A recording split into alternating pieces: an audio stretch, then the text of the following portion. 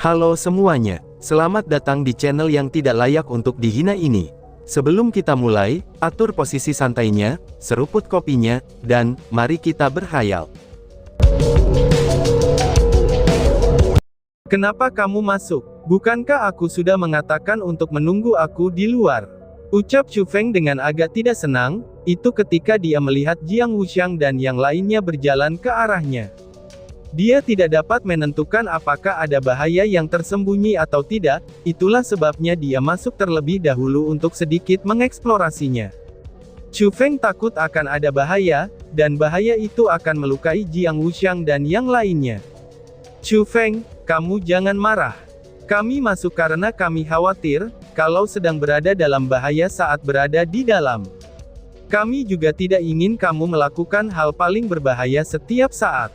Ucap Su Mei sambil tersenyum manis. Dia berjalan mendekati Chu Feng, dan dengan malu-malu memeluk lengan Chu Feng. Benar kakak Chu Feng, kamu juga telah mengatakannya. Sebagai saudara, kami berbagi keberuntungan dan kemalangan. Kami tidak bisa bersembunyi di belakang kamu ketika ada bahaya, dan kemudian melompat tepat di depan kamu ketika mendapatkan panen. Jiang Wuxiang juga menjelaskan dengan cepat, dan seolah-olah dia takut Chu Feng akan marah. Tapi Chu Feng benar-benar tidak akan marah, itu ketika dia menghadapi mereka. Dia tahu apa yang mereka pikirkan, mereka takut kalau dirinya akan menemukan situasi yang fatal. Mereka memegang erat pemikiran berbagi hidup mereka dengan Chu Feng, yaitu untuk hidup dan mati bersama-sama. Dalam masa hidupnya, itu adalah keberuntungan Chu Feng untuk dapat memiliki saudara dan kekasih yang baik. Bagaimana mungkin dia bisa marah karena hal itu? Saudara Wuxiang, kerangka itu tidak memiliki energi sumber. Kerangka itu benar-benar kosong. Aku tidak bisa memperkirakan dari mana asalnya, atau kultivasi apa yang dia miliki saat masih hidup. Namun di dalam formasi di atas kepalanya, itu ada sesuatu yang tidak diketahui. Dari apa yang kamu lihat, apakah kerangka itu adalah pemilik garis kekaisaran? Ataukah ada tekanan dari bloodline kekaisaran di dalam formasi di atas kepalanya? Chu Feng bertanya kepada Jiang Wuxiang, karena Jiang Wuxiang adalah pemilik royal bloodline. Dia juga memiliki reaksi alami terhadap imperial bloodline.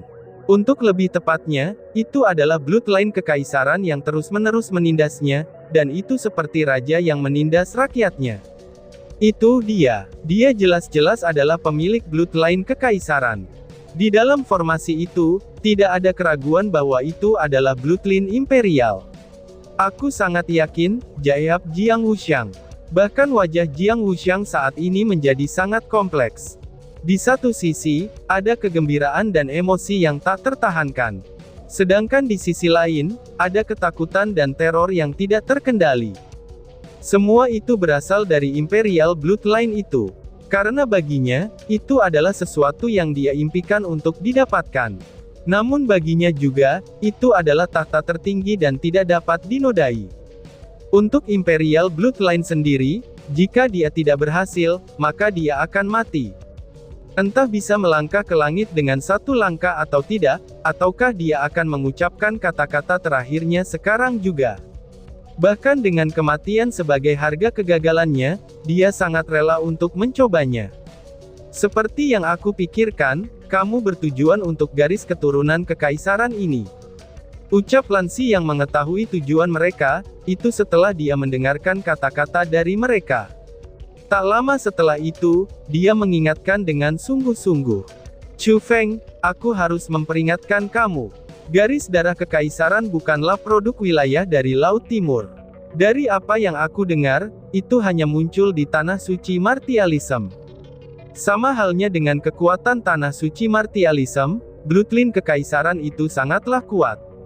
Lebih tepatnya, itu bukan sesuatu yang bisa kita sentuh. Setidaknya dengan kekuatan kita, kita sama sekali tidak bisa menyentuhnya. Bagaimanapun juga, kerangka ini sangat mungkin keberadaan kuat, dan yang telah membantai seluruh spesies beast monster.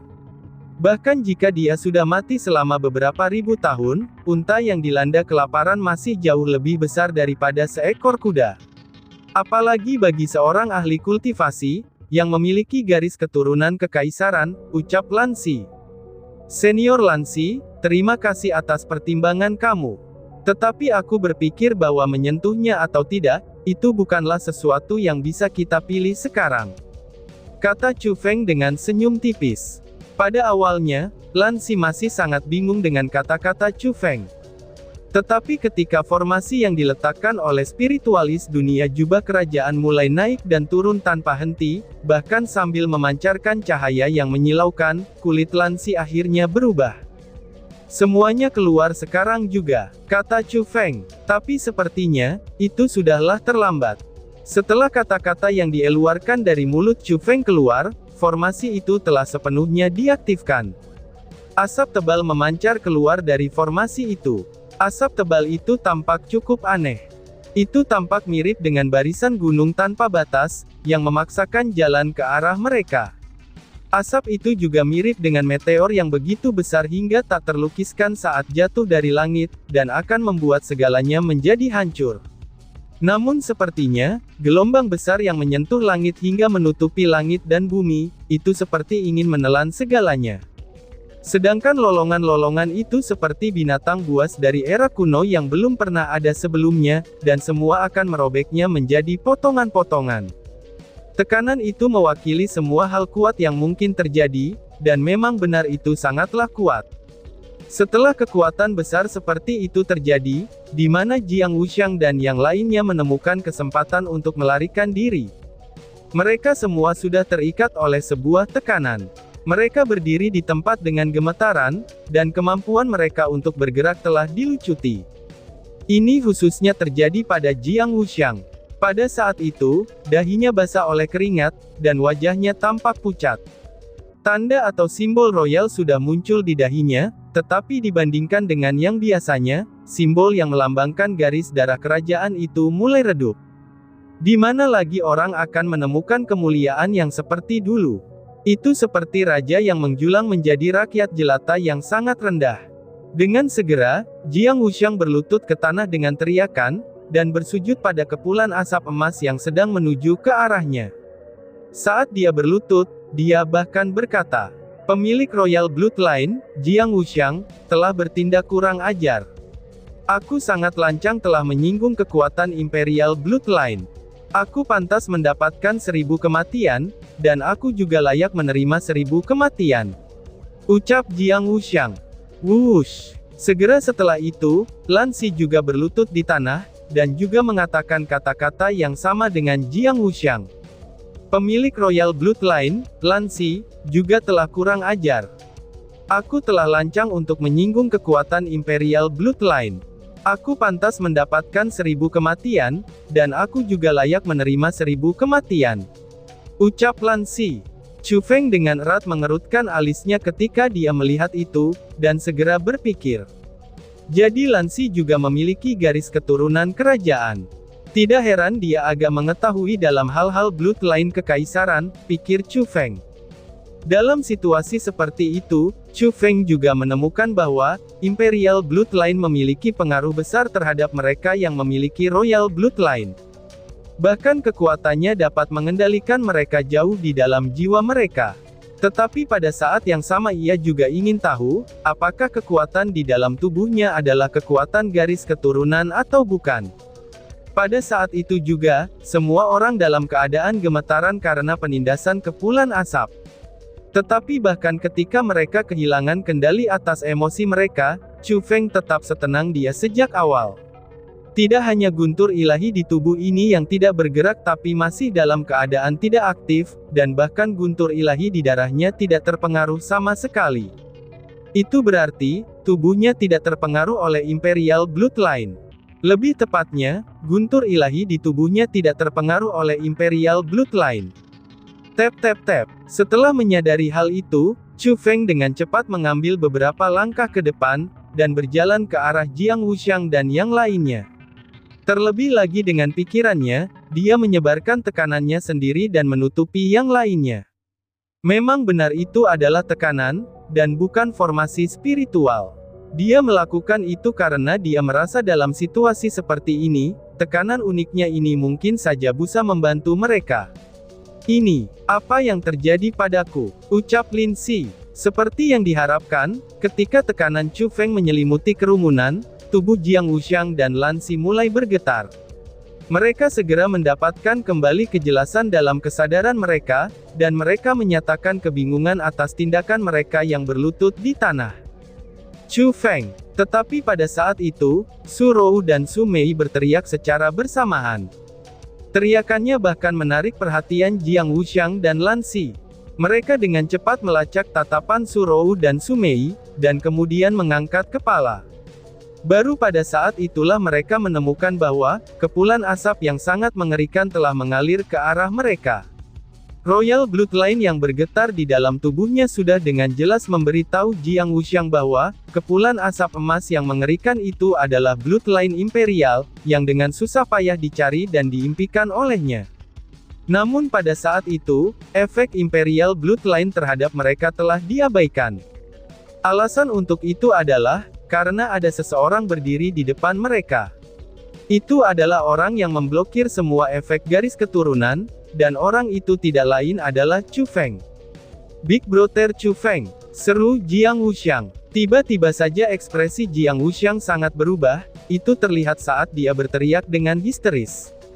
Royal Bloodline di tubuhnya mengatakan kepadanya bahwa, Imperial Bloodline itu menjadi sangat marah. Dia marah dengan tindakan Chu Feng, dan dia akan menghukum Chu Feng karena alasan itu. Dia akan menyerang Chu Feng dengan kekuatan Imperial Bloodline. Malapetaka menabrak Chu Feng, dan dia sekarang berdiri di perbatasan hidup dan mati. Seolah-olah Bloodline Kekaisaran itu memiliki kecerdasannya sendiri, karena dia benar-benar berpikir kalau Chu Feng telah menantangnya. Pada saat itu juga, seluruh kepulan asap Imperial Bloodline segera bergejolak. Dia datang dengan kekuatan ganas yang tak tertandingi, yang pada saat itu juga menekan jalan menuju Chu Feng. Dia mirip dengan Beast Fierce kuno, dan tampaknya ia ingin merobek Chu Feng berkeping-keping. Saat Chu Feng menghadapi kekuatan mengamuk seperti itu, jika Chu Feng mengatakan dia tidak takut, maka itu akan menjadi omong kosong. Lagi pula, sebagai spiritualis dunia, dia bisa merasakan betapa kuatnya benda itu. Jangankan dia, bahkan keberadaan di puncak Martial Lord saja, mereka tidak dapat memblokir serangan dari garis keturunan kekaisaran itu. Tetapi pada saat itu juga, Chu Feng tidak bisa mundur. Dia hanya bisa berdiri di hadapan Jiang Wuxiang dan yang lainnya. Karena jika dia pergi, mereka pasti akan mati. Selain itu, Chu Feng memiliki kepercayaan diri yang sangat tinggi. Dia merasa bahwa guntur ilahi di dalam tubuhnya, apakah itu garis keturunan yang diwarisi atau tidak, itu jauh lebih kuat daripada garis darah kekaisaran. Jika master dari bloodline kekaisaran itu masih ada, maka tidak banyak yang bisa dia lakukan. Setelah semua, tapi master itu bisa menggunakan kecerdasannya sendiri, untuk mengontrol kekuatan garis keturunan dan dengan demikian merawat Chu Feng. Namun pada saat itu juga, bloodline kekaisaran ini jelas-jelas tidak memiliki pikiran yang seperti itu. Bloodline kekaisaran itu sepenuhnya bergantung pada dirinya sendiri untuk menyerangnya.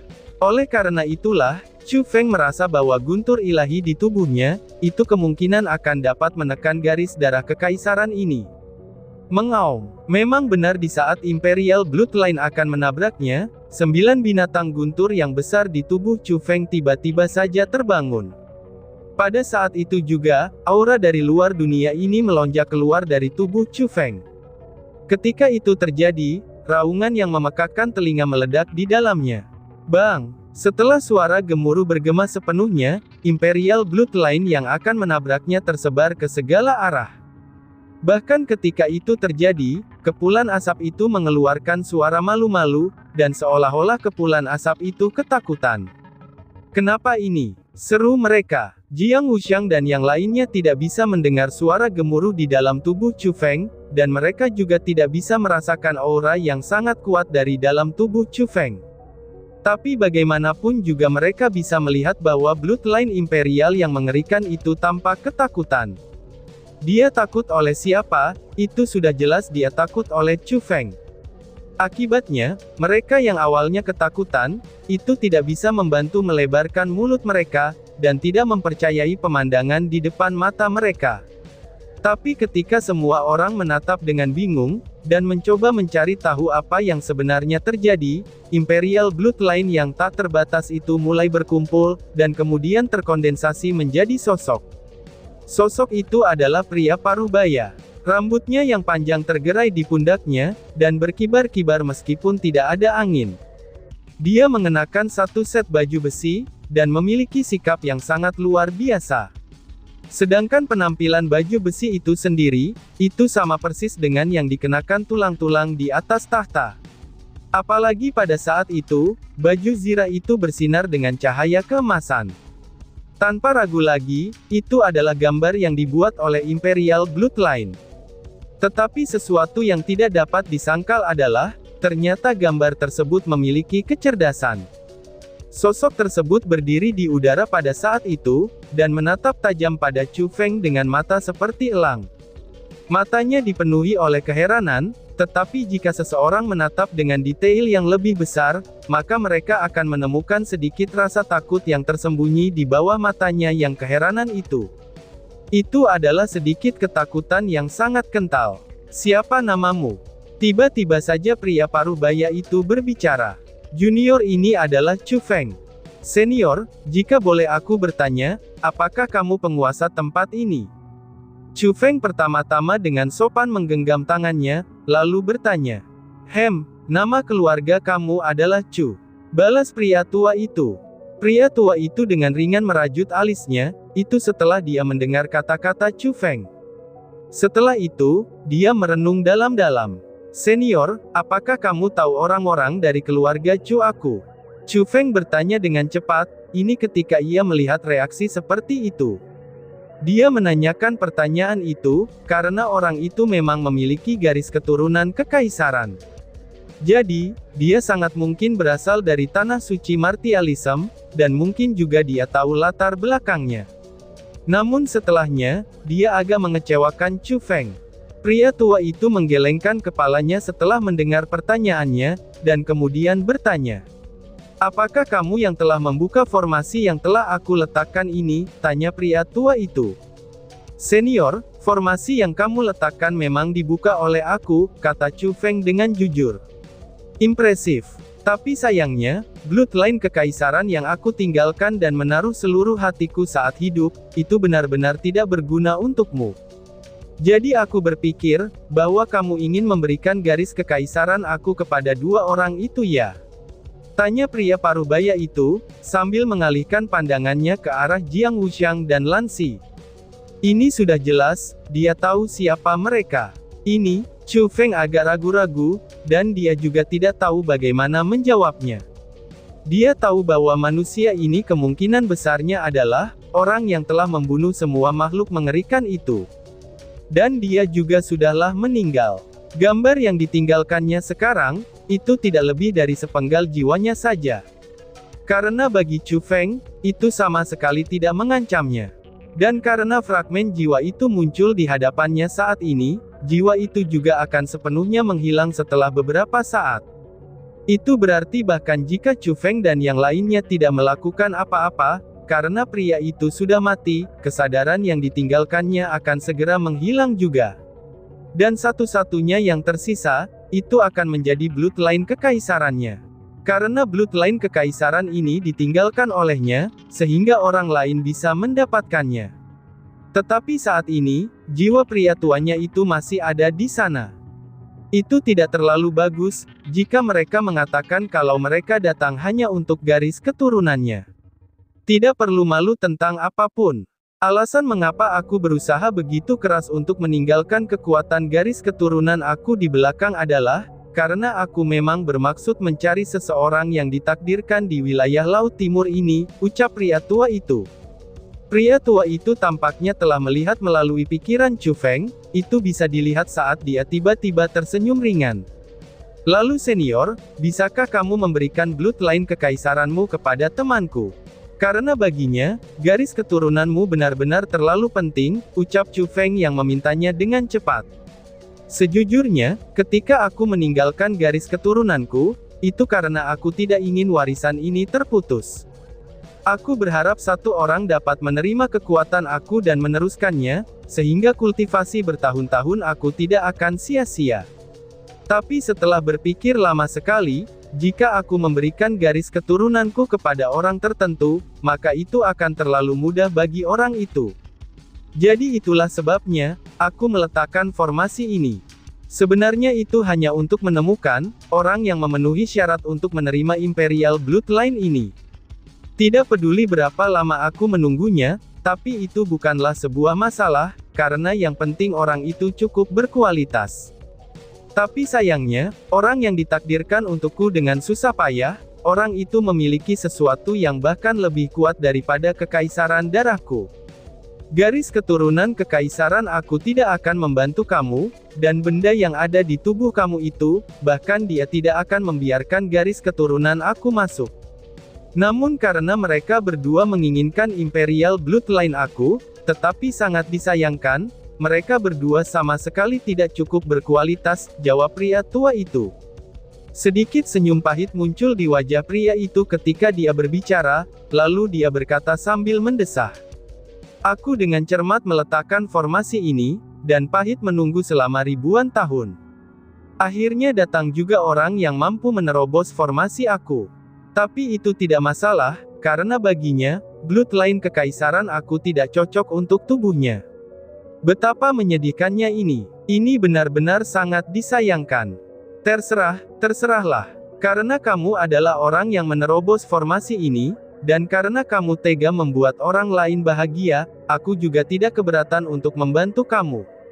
Aku akan menggunakan kesadaran terakhirku ini, untuk memimpin Imperial Bloodline ini ke tubuh temanmu. Tapi sangat disayangkan, Bloodline kekaisaran aku hanya bisa diberikan kepada satu orang saja. Dari keduanya, kamu hanya dapat memilih satu saja. Jadi kamu harus membuat keputusan, ucap pria tua itu. Wuxiang, ucap Chu Feng. Keputusan itu tidak sulit baginya, karena Chu Feng segera menatap Jiang Wuxiang. Junior Jiang Wuxiang memberi hormat kepada senior, ucap Jiang Wuxiang. Jiang Wuxiang dengan cepat naik, lalu segera berlutut, dan kemudian membungkuk pada pria tua itu.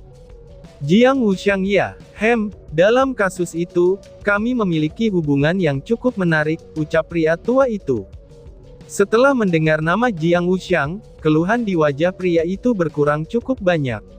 Setelah memandang Chu Feng dengan penuh arti, dia berkata kepada Jiang Wuxiang. Hahaha, kamu benar-benar memiliki saudara yang baik, ucap pria tua itu. Bas. Setelah berbicara, pria itu melintas dan berubah menjadi seutas cahaya keemasan yang terang, dan langsung masuk ke dada Jiang Wuxiang. Dan tiba-tiba saja bersambung. Sekian dan terima kasih banyak. Bye-bye.